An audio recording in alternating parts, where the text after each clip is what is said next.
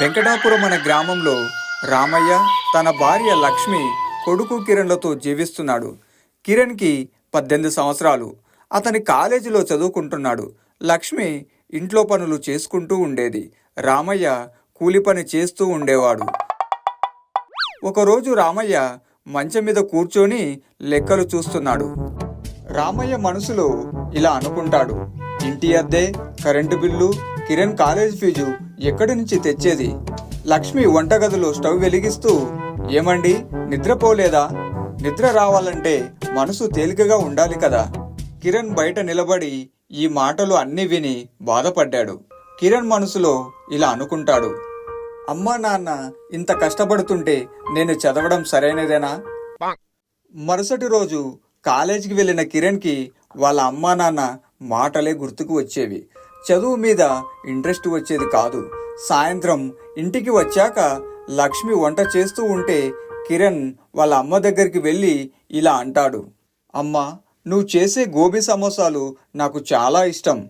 అరే బాబు, ఇప్పుడు అదెందుకు గుర్తుకొచ్చింది? ఏం లేదమ్మా, నువ్వు నాన్న మాట్లాడుకోవడం నేను విన్నాను.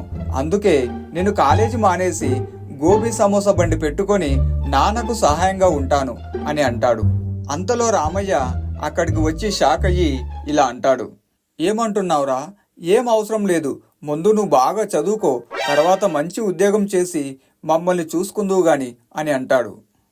అప్పుడు కిరణ్ ఇలా అంటాడు, సరే నాన్న, నువ్వు చెప్పినట్టే చదువుకుంటూ కాలేజీకి వెళ్ళి వచ్చిన తరువాత సాయంత్రం బండి పెట్టుకుంటాను అని అంటాడు. రామయ్య సరే నీ ఇష్టం అని అంటాడు. అమ్మా గోబీ సమోసా చేయడం నాకు నేర్పించు అని అంటాడు. లక్ష్మి కిరణ్ని పక్కన కూర్చోబెట్టుకొని గోబీ సమోసా చేయడం మొదలుపెట్టింది. చూడురా, ముందు గోబీని శుభ్రంగా కడగాలి, ఒక మట్టి ముక్క ఉన్నా రుచిపోతుంది. కిరణ్ జీవితంలో కూడా అలానే కదమ్మా, ఒక తప్పు చేసిన జీవితం మొత్తం నాశనమవుతుంది అని అంటాడు. కిరణ్ వాళ్ళ అమ్మ దగ్గర గోబీ సమోసా చేయడం నేర్చుకొని మరుసటి రోజు వాళ్ళ నాన్నతో ఇలా అంటాడు, నాన్న నేను సాయంత్రం స్టేషన్ దగ్గర గోబీ సమోసాల బండి పెట్టాలనుకుంటున్నాను అని అంటాడు. రామయ్య లోకం ఏమంటుందో తెలుసా నాన్న?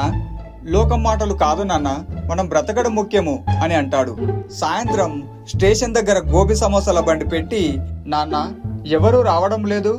రామయ్య నాకు చిన్నప్పుడు కూలి పని చేయాల్సి వచ్చిందిరా, అప్పుడు నాకు ఎవరు తోడుగా లేరు, కానీ నీకు మేమున్నాం, నువ్వు ఏమీ బాధపడకు, పండు పండడానికి కూడా సమయం పడుతుంది, ఓపికతో ఎదురుచూడు అని అంటాడు. కొంతసేపటికి ముసలివాడు వచ్చాడు. ఒక సమోసా ఇస్తావా నాయనా?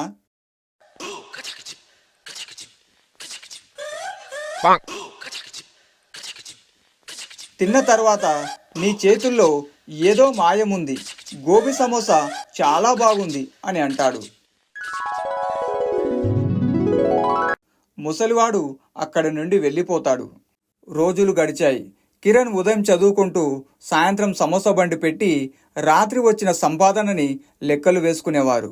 ఒకరోజు లక్ష్మికి జ్వరం వచ్చింది. ఈరోజు బండి వద్దు నాన్న అని అంటుంది. లేదు అమ్మా, ఈరోజు నువ్వు విశ్రాంతి తీసుకో, నేను చేస్తా అని అంటాడు. ఆ రోజు చేసిన గోబీ సమోసాలన్నీ అమ్ముడిపోయాయి. కిరణ్ వచ్చిన డబ్బుని వాళ్ళ అమ్మకి ఇచ్చాడు. వాళ్ళ అమ్మ ఆ డబ్బుని చూసి ఇలా అంది, నేను లేకపోయినా గోబీ సమోసాలు చేసి అమ్మావు.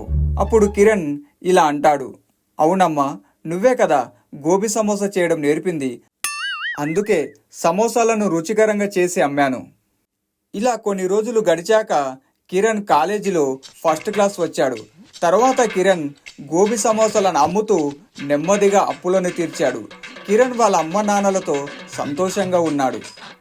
చివరిగా నీతి, కుటుంబం కలిసుంటే కష్టం ఓడిపోతుంది, నిజాయితీతో చేసిన వంట జీవితం మారుస్తుంది.